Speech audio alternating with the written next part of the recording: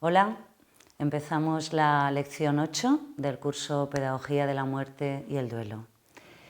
Esta lección va a tratar de cuando los niños y las niñas y los adolescentes tienen cualquier enfermedad, pero principalmente vamos a hablar del cáncer porque es lo que está aumentando, el cáncer infantil. Entonces, últimamente estoy teniendo más demandas de lo habitual de cómo gestionar eso desde la escuela, pero también desde la familia, ¿eh? Y vamos a hablar de las dos cosas. Primero, vamos a hablar de cómo los niños entienden su propia muerte cuando están enfermos. Y ahí tenéis un libro que está en internet, está en PDF, que se llama Acompañamiento Creativo y que está escrito por la persona con la que yo me formé en el 92. Es un libro en el que narra las experiencias de haber acompañado a niños con cáncer o con enfermedades muy graves, y niños desde muy pequeños hasta adolescentes, y desde ahí se puede apreciar la sensibilidad que tienen extraordinaria respecto a la capacidad que tienen de comprender su propia muerte. Y hubo una experiencia en el Hospital Sant Joan de Déu de Barcelona que la hizo Joaquín Gascón, que era un enfermero de paliativos. Y en una de las jornadas de amor y muerte que organizamos en Valencia, nos la contó, ¿no? Nos la expuso. Os la resumiré porque si no sería casi otra ponencia. Y lo que demostró ese experimento, cuando los niños entraban, les hacían siempre dibujar. Y un árbol tenían que dibujar. Entonces, cuando los niños que entraban en el hospital, los niños que tenían cáncer, todos dibujaban el tronco del árbol, tenía un agujero en algún lugar del tronco. Los niños que no tenían cáncer no tenían ese agujero. Entonces, eso demostraba que había una intuición, una percepción sensible por parte de los niños de que algo les pasaba. Para tranquilizaros, si el tema puede tranquilizar en algún aspecto, es deciros que los niños y las niñas llevan su propia enfermedad mucho mejor que los adultos que les rodean, mucho mejor que sus propios padres en muchas ocasiones.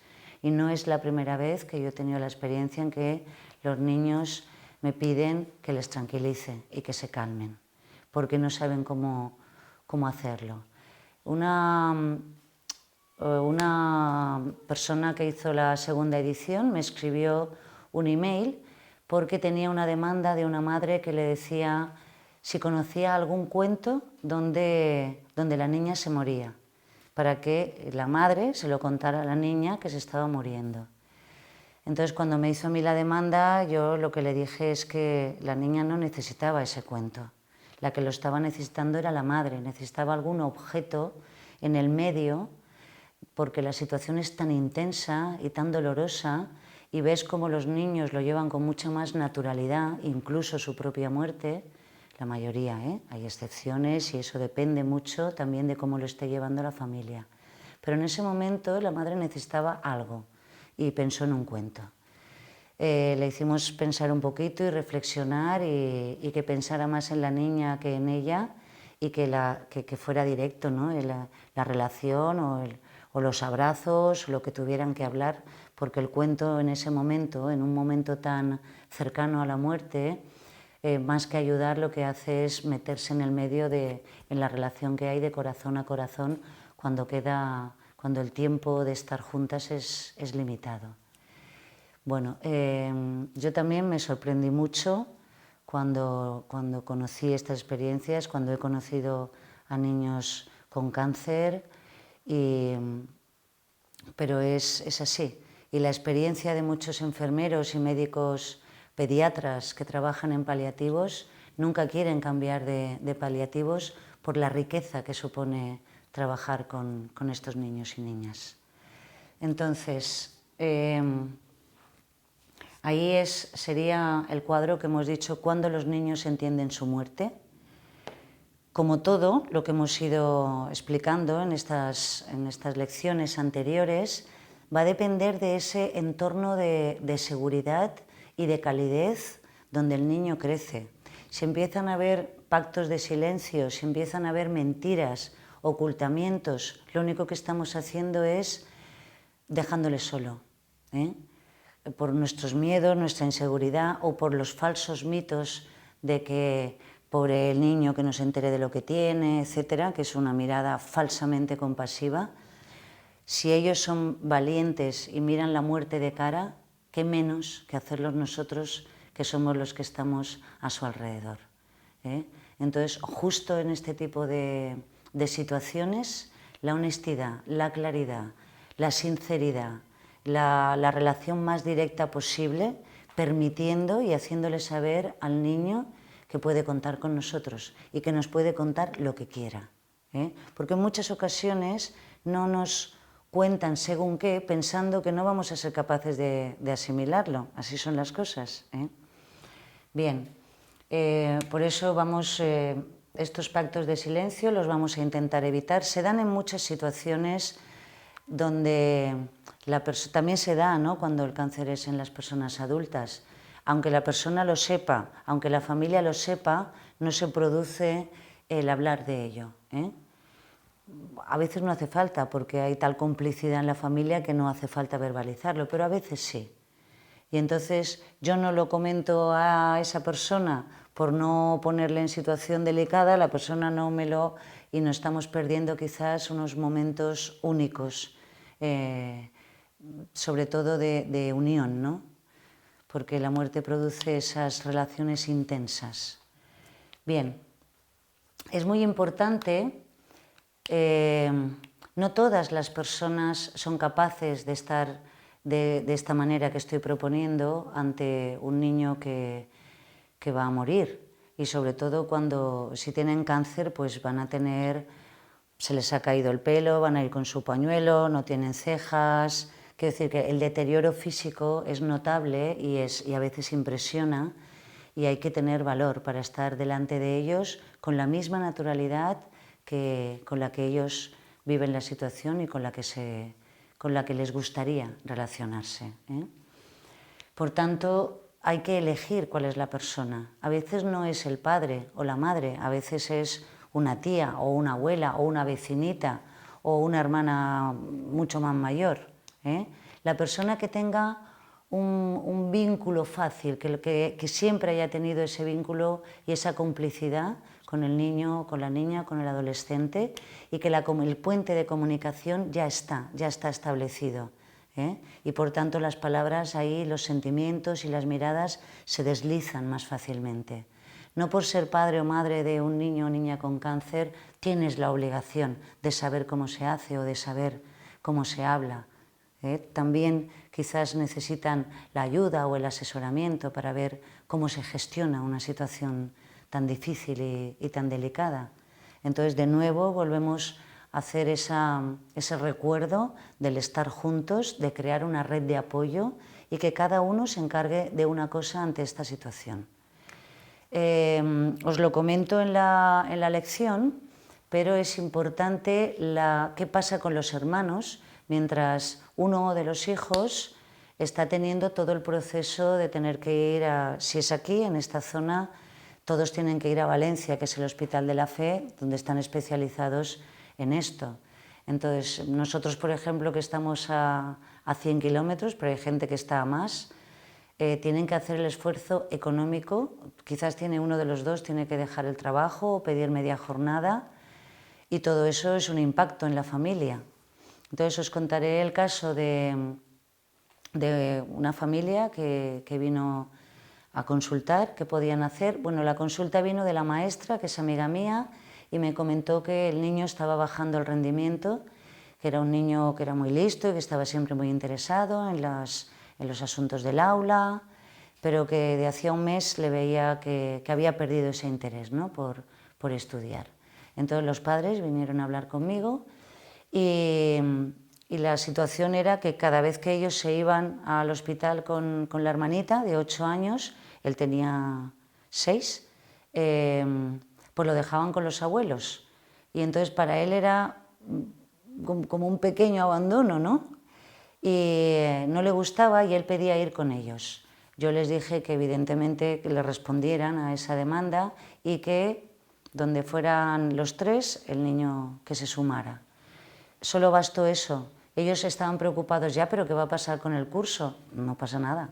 Entonces, si el niño es listo y tiene interés, pues el chaval después estudiará cuando pueda, o las maestras ya le facilitarán que pueda recuperar lo que ha perdido, pero la situación con la hermana es única y el curso no es único, ¿vale? Se puede hacer de otras maneras, no siempre hay que ir a la escuela, sobre todo cuando hay situaciones así tan excepcionales. Pues nada, mano de santo, solo el hecho de incorporar al niño a la aventura de curar el cáncer de su hermana, ya volvió a ser quien era, volvió a tener alegría y volvió a tener el interés por estudiar.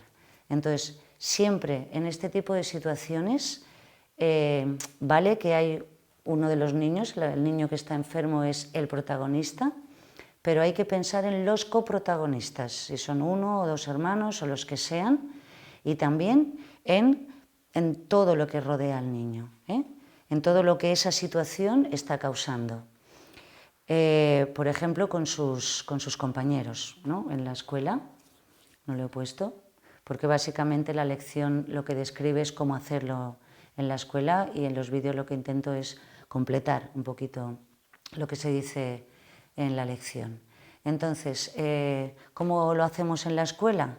Lo hacemos, como siempre, con la mayor normalidad posible y con el respeto a la familia y siempre preguntando y con el respeto al niño o a la niña o adolescente o tenga la edad que tenga, antes de dar cualquier paso que sea un paso diferente a lo que es la cotidianidad del aula, ¿vale? Yo, por ejemplo, en mi instituto había una niña que tenía 15 años y faltó durante 3 semanas y cuando volvió con el pañuelo. Tenía cáncer. Y yo, que se supone que soy la especialista y la psicopedagoga de allí, pues a lo mejor me hubiera ido corriendo a intervenir, no hice nada. Y ella no vino a mí nunca. La veía siempre con una sonrisa en la boca, estudiando, recuperó el tiempo perdido, tenía amigas, la familia la acompañaba, no me necesitaba. Entonces, es una situación extraordinaria, pero si la niña por ella misma la lleva bien, no hay por qué intervenir. Ella ya sabía, porque yo tenía una relación con ella antes de que tuviera el cáncer, pues como con los demás, de confianza y sabía que podía contar conmigo. Ella no viene a mí, yo no voy a ella, porque ya anteriormente le había emitido el mensaje: cuentas conmigo para lo que necesites. Y no hice nada, ¿vale? Y la chiquilla se ha recuperado y ya está. Entonces, ¿hay que intervenir? Depende, ¿vale? Os contaré el caso de mi sobrina, que sí que se hizo cosas, pero también era porque era una niña más pequeña. En el instituto es diferente, porque en el instituto no les gusta ser distintos. Entonces hacen lo posible como para que, bueno, sí, pero sigo aquí con vosotros, salgo con la pandilla, ¿vale? Lo minimizan, ¿vale? Pero los niños pequeños lo viven de otra manera, con todo su cuerpo, con la entrega que hacen ellos, ¿no? Entonces mi sobrina a los 2 años y medio le diagnosticaron un tumor en el cerebro, un tumor que era muy agresivo, ya nos dijo el doctor. Cuando te dan un diagnóstico así, quien te atiende desde luego son especialistas y son muy buenos, y a veces les falta el tacto para comunicar estas malas noticias, porque él está en ese mundo, pero las familias que llegamos nuevas y nos dan ese diagnóstico no lo puedes asimilar, no se puede creer. Entonces el médico decía, bueno, que sepáis que la niña, lo dijo así, que la niña va a morir de esto porque es un tumor muy agresivo. Claro, yo estaba con mi hermana, con su marido y así, cuando salimos de allí lo que dices es, el pobrecito, está tan acostumbrado a ver morir a los niños que se creen que mueren todos, porque no puedes asimilar que la tuya también va a morir. Pero están aumentando los tumores cerebrales en los niños. Entonces, no sé, invito también a la reflexión, ¿no? ¿Qué tipo de vida estamos haciendo para que esto esté sucediendo? El cáncer adulto casi que lo tenemos asimilado que está aumentando, y casi cualquier hijo de vecino das una patada y si no tiene su hermano, su familia o alguien cercano que haya pasado o esté pasando un cáncer. Entonces, aparte de las variables individuales, hay unas variables culturales y sociales, porque no pasa en todas las culturas, ¿eh? Incluso hay culturas que desconocen lo que es el cáncer. Por tanto, si ahora está pasando en los niños, pues veamos, ¿no?, qué está pasando con tanto abuso de la tecnología, con el abuso de estas comidas tan artificiales, etc. Eso ya es una reflexión aparte, ¿no? Entonces, la niña es diagnosticada y le operan el tumor. Tiene 2 años y medio y le abren la cabeza, básicamente. Pues teníais que haber visto la criatura cuando salió de una operación de 5 horas, que nos dijo el doctor, bueno, de esta operación, como estamos en una zona tan delicada, que es el cerebelo, pues puede quedarse ciega, sorda, puede afectarle alguna parte y quedarse con deficiencia intelectual, o no caminar, o morirse. Pues nada, la niña no salió enterita y salió toda bien, y lo primero que hizo cuando despertó, dijo hambre. No dijo tengo hambre, dijo hambre. Imaginaros cómo son los niños. Nosotros pasamos las 5 peores horas de nuestra vida, pero cuando ves que ellos lo llevan así, pues ¿qué vamos a hacer? Estar a su altura, por lo menos estar a su altura. Y luego, pues claro, la criatura, después un agujerito aquí porque le tenían que poner para poderle, no sé cómo se llama, pero para cierta alimentación hay que ponérselo por ahí, no me viene el nombre ahora. Entonces tenía que si la cicatriz aquí, el agujerito aquí, pues no hubo día que no quería jugar, comer, reírse. Cuando estaba en el hospital, lo mismo, y estaba toda llena de tubitos o así, entonces son admirables. Al principio ella, no, aunque tenía el cáncer y recibía tratamiento, le cayó el pelo tarde, como al año, ¿eh?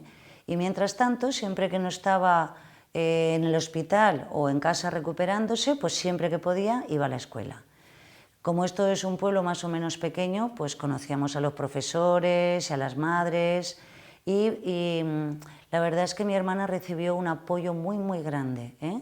Cuando la nena iba, porque como no coordinaba motrizmente, era un poco más torpe, pues tenía hasta niños que se habían ofrecido para cuidarla, ¿eh? Y todo fue como muy, muy cariñoso. Entonces la nena iba y venía de la escuela sin ningún problema. Cuando no estaba, los nenes le hacían dibujos, y si pasaba un tiempo que sabíamos que iba a tardar 2 semanas, pues nos los hacían llegar a través de algunas profesoras amigas o de madres amigas.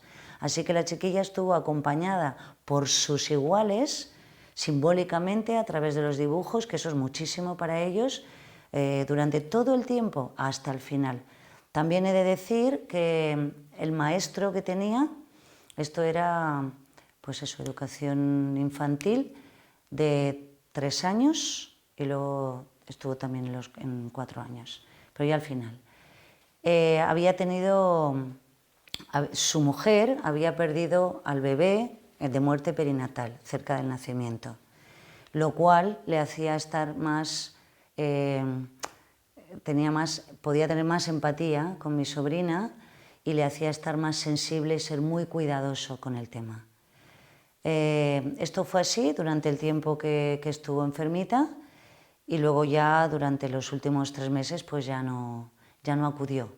Y lo que hicimos era informar todo el tiempo a los niños y a las familias de cómo iba Julia, cómo iba su proceso, para no cortarlo de repente, y para que hubiera esa comunicación y que de alguna manera ella estuviera siempre presente con los suyos. Y pues cada semana hacíamos una reunión. Y recuerdo que la última reunión, para esto también me pareció significativo, para que os lo cuente, la última reunión ya la nena ya había perdido el habla y no podía caminar, que la muerte era inminente y por tanto el estado de ánimo nuestro pues tampoco era de bailar. Y la última reunión ya fui yo para hablar con los padres y las madres. Y recuerdo que cuando los vi entrar a todos en el aula, pues me empezaron a salir las lágrimas. Pero de repente una de las madres, que había sido compañera mía en el instituto, me echó una mirada que era: tú no, Mar, tú no te desmontes, porque si no, esto se va a pique. Y me entró como una responsabilidad que me tuve que tragar las lágrimas para poder estar ahí. Para que veáis la importancia de que cuando hay la enfermedad y esta enfermedad tan terrible, y sobre todo si es un tumor cerebral, la importancia de que haya alguien que se comunique muy bien con la niña, pero que también pueda capear el temporal, ¿vale? Que evidentemente yo tenía mis sentimientos, pero se necesita alguien que haga como de eje, ¿no? Donde los otros se puedan apoyar. Yo ya me buscaba mis apoyos, no tenía por qué ponerlos allí, pues buscaba mis apoyos para poder estar entera, ¿eh? En eso yo doy pero recibo, y me aseguro de recibir para poder estar siempre disponible, ¿eh? Que haya siempre esa cadena de que doy y recibo, doy y recibo. Y bueno, ya comentamos en esa reunión que la muerte iba a suceder en pocos días, y les pedíamos sobre todo discreción, porque no íbamos a hacer un entierro como es aquí habitual, que anuncian por la iglesia que se han muerto, anuncian la casa donde se tiene que ir a consolar, y que la nena iba a morir en casa, y que si querían venir a ver a la nena antes de morirse, las puertas estaban abiertas, y que después, por favor, cuando mi hermana fuera por la calle o así, pues que no hicieran comentarios de mira, esa es la que se le ha muerto la niña y cosas así. Y la verdad es que ha sido una experiencia muy, muy bonita con todo el pueblo, que tampoco están acostumbrados a esta manera, y mi hermana se sintió muy acompañada en todo momento. Otro detalle importante es que la nena muere en brazos de mi hermana, rodeada de amigos y de su familia, y en ese momento, claro, hay que llamar para certificar la muerte y para que venga el tanatorio, lo que hay que resolver, ¿no? Entonces, pues otra vez yo me tuve que recuperar como fuera para hablar con la funeraria y para decirles que se había muerto mi sobrina, pero que no quería que vinieran, porque la queríamos tener en casa 2 días, porque su marido es italiano y por tanto iba a venir familia de Italia, y van a tardar un día y por lo menos otro día para estar con ella. Y se lo dije muy seria, porque ya sé que la ley dice que no, pero le dije, la niña se va a quedar con nosotros, haced lo que tengáis que hacer para que pueda estar visible y bien para el resto de la familia.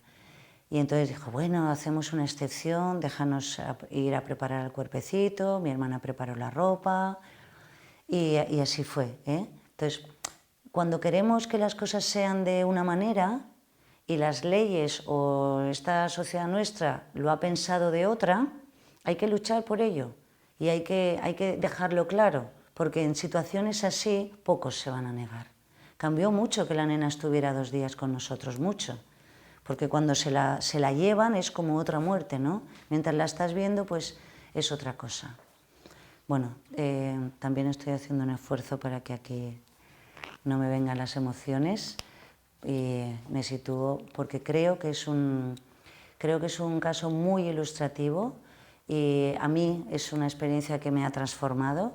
La muerte transforma la vida de las personas si nos dejamos transformar, ¿eh? Y estas transformaciones siempre son para positivo, porque nos hace más, con una visión más amplia, recolocas los valores que tenías en tu vida, y bueno, a cada uno le sucederá un proceso, pero creo que es una oportunidad para, si queremos evolucionar, si queremos madurar como personas, es la gran oportunidad. aprovecho para hablar de los duelos invisibles, porque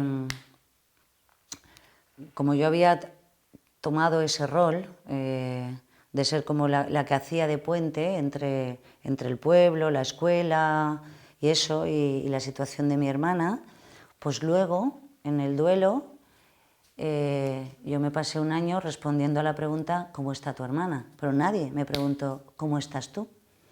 A lo mejor alguna que tenía más confianza. Entonces, yo he pasado mi duelo a mi manera, pero cuando pienso en todas las personas, tías, abuelos, abuelas, vecinos, cuando un niño o una niña muere, pero nadie les pregunta, porque las personas se centran en los padres. Pero es una bomba. La muerte de un niño en una familia es una bomba. Y todos están salpicados por esa situación. Entonces, si preguntamos, pues tener en cuenta a todos, porque se agradece. Bien, Julia, y los duelos invisibles, elegir las personas. Vale. En este tema a mí me gustaría, como está en la lección, hacer también un homenaje oral a Elisabeth Kubler-Ross, porque ella fue una psiquiatra suiza que en los años 70 fue la primera que empezó a hablar de despedir con amor, despedir con respeto y tener en cuenta los sentimientos de las personas que están cercanas a la muerte.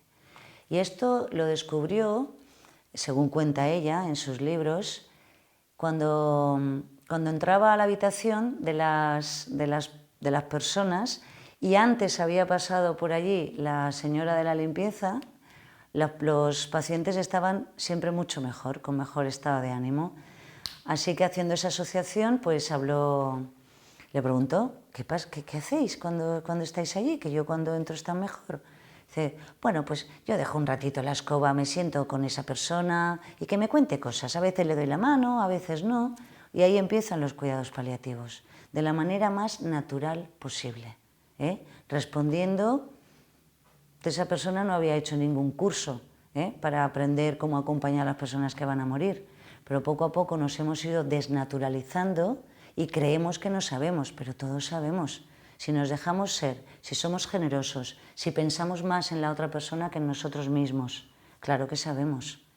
Bueno, a partir de ahí desarrolla toda una defensa de tener en cuenta a estas personas, inicia ahí el camino del origen de los cuidados paliativos y a la vez, ella era pediatra, a la vez trata a todos, a los niños que van a morir y a los niños con cáncer. Hay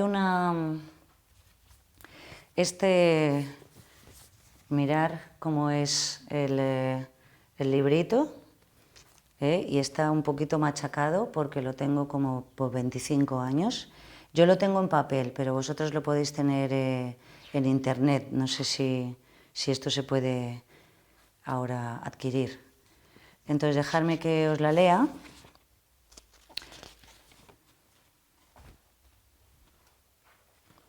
Y que os muestre las ilustraciones, porque está escrito con rotuladores de colores y a mano. Dice Adugi, de Elizabeth, escrito para ti el último día de mayo de 1978.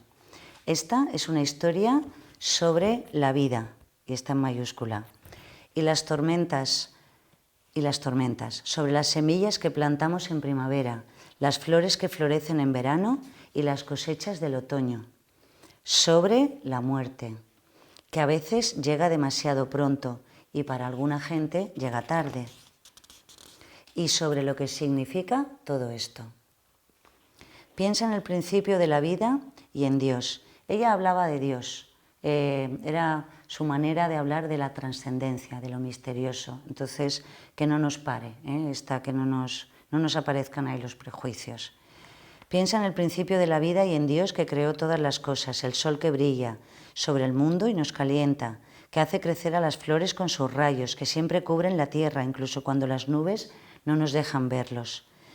Dios siempre nos ve, su amor brilla sobre nosotros y esto no cambia, seamos grandes o pequeños. Cuando nace la gente son pequeñas semillas, como las del diente de león que soplamos en verano. Algunas caen en la cuneta, otras en las rocas y otras sobre el prado, delante de una casa rica. Lo mismo nos sucede a nosotros. Empezamos nuestra vida en una casa rica o en una familia pobre. Otros empezamos la vida con unos padres que nos querían mucho y a otros los adoptaron otros padres, escogiéndolos personalmente en un orfelinato. Algunos pueden llamarlo el arriesgado juego de la vida, pero recuerda que Dios también se ocupa del viento y se ocupa tanto de aquellas semillas como lo hace con todos los seres vivos, especialmente los niños. No hay casualidad, Dios no distingue, nos quiere sin condiciones, comprende, no juzga, es todo amor. Tú y Dios escogisteis a tus padres de entre muchísimos que había, los escogiste, pues querías ayudarlos a crecer y aprender. Ellos también pueden ser tus maestros.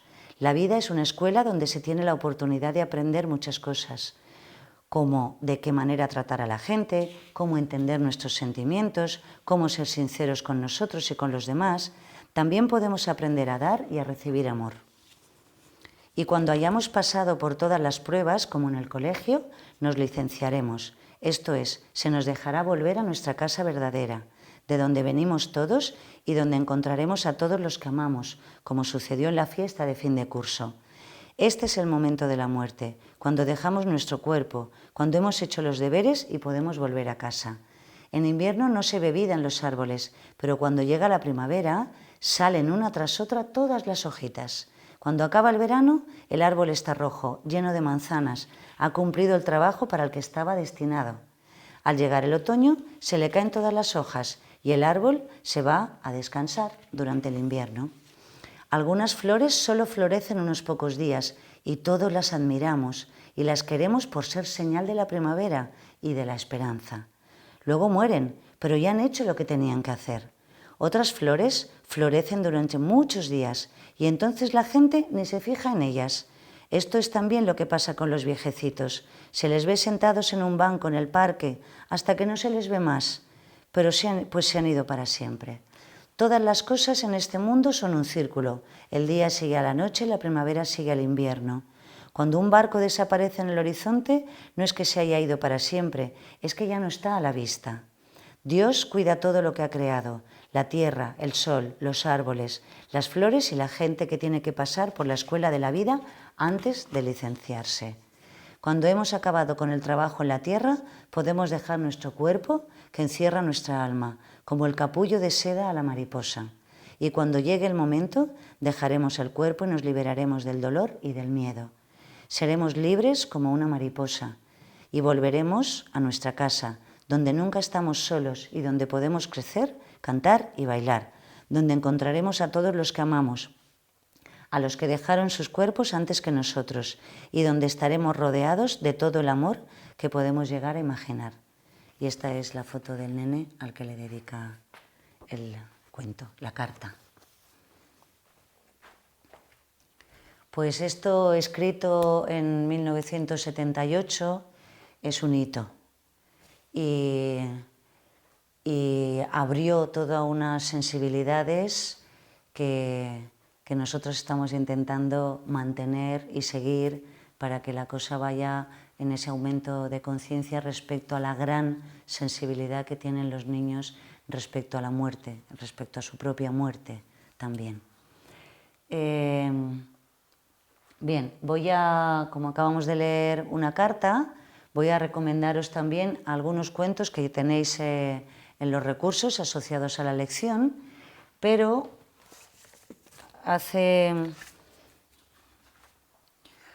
me regalaron, pues a veces como el cuento que os leí, ¿no?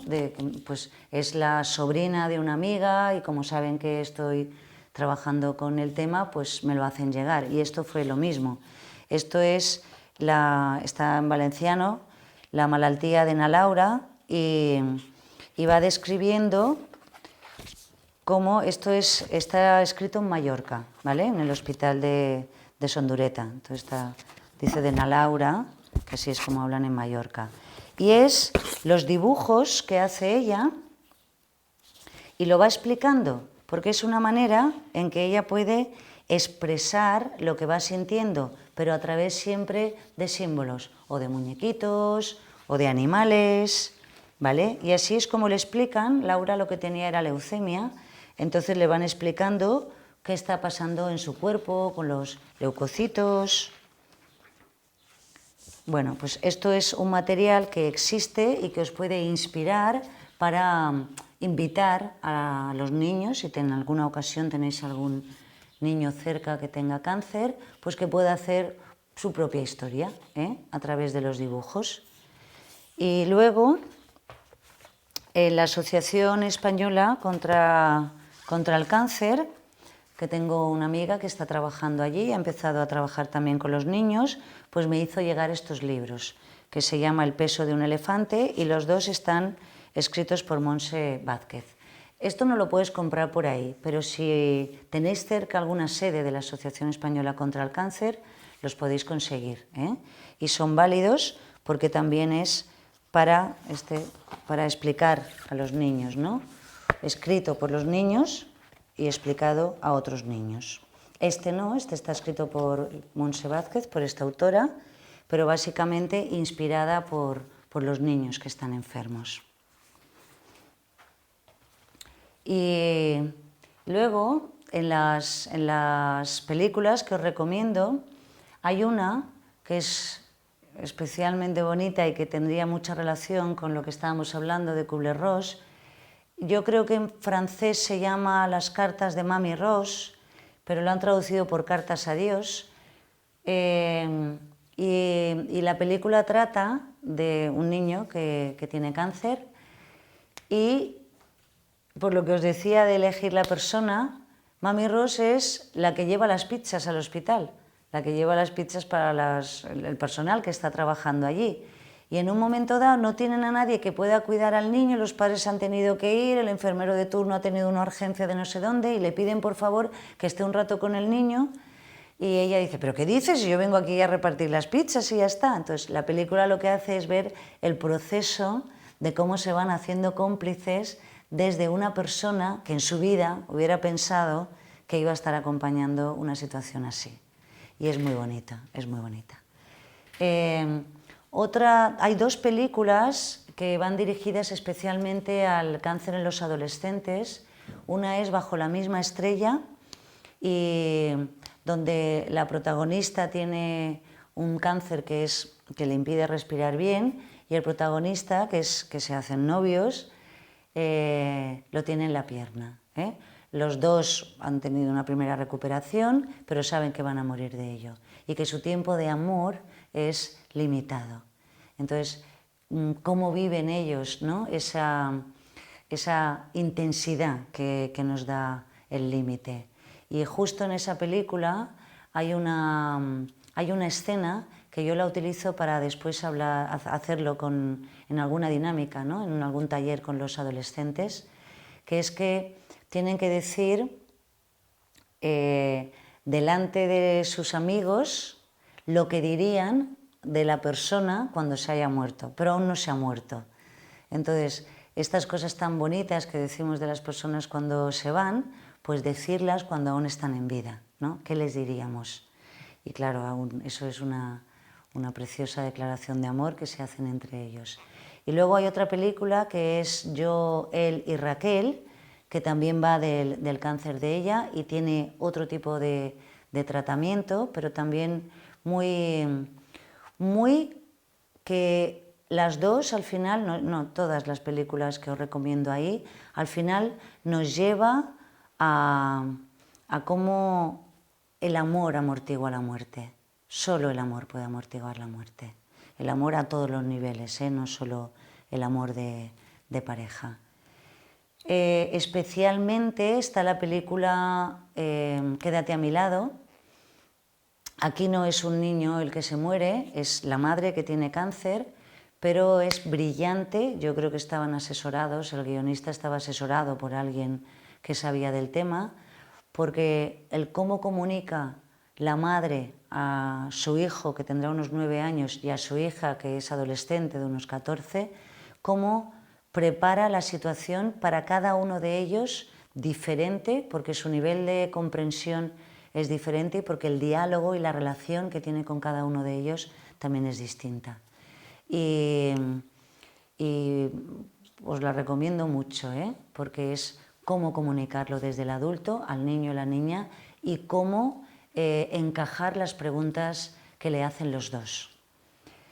Bien, de cine me parece que son las que quería comentar. Bien, pues vamos a acabar aquí. Os hago un pequeño repaso, la importancia de cuándo los niños y cómo entienden su propia muerte, esa sensibilidad, cómo son de respetuosos con el posible miedo de los adultos a hablar de ello, la importancia de que sea una persona que tenga un vínculo bonito, ese puente de comunicación, que sea fácil para el niño expresar cualquier cosa que quiera expresar, que no tenga que autocensurarse. La importancia de los duelos invisibles, cómo la enfermedad de un niño salpica a todo su entorno y todos sufren por ello, cada uno a su nivel y a su manera, y tenerlo en cuenta. Os recomiendo de Elizabeth Kubler-Ross, el primer libro que escribió es sobre la muerte y los moribundos. Y cualquiera que escojáis de ella. Luego, en este tema nuestro, tiene uno que se llama Los niños y la muerte y es muy, muy ilustrativo para que confirméis de alguna manera lo que estoy diciendo de cuándo los niños entienden o son capaces de entender su propia muerte. Y curiosamente, ella, que fue una mujer dedicada totalmente a los demás, eligió morir sola. Eligió retirarse a una casita en la montaña, apenas se podía mover porque ella era mayor, sus hijos iban a visitarla, pero eligió morir sola. Y eso lo cuenta en La Rueda de la Vida, que es el libro que es autobiográfico, pero también hay un documental que podéis adquirir y que os recomiendo verlo y leer el libro de La Rueda de la Vida después de haber leído algún libro suyo y Los niños y la muerte, porque entonces le daréis mucho más sentido. Y digamos que este tema se quedaría cojo si no lo ampliáis cuando podáis, en el tiempo, con todo lo que representa Elizabeth Kubler-Ross. Y con esto hemos acabado la lección. Nos vemos a la próxima. Gracias.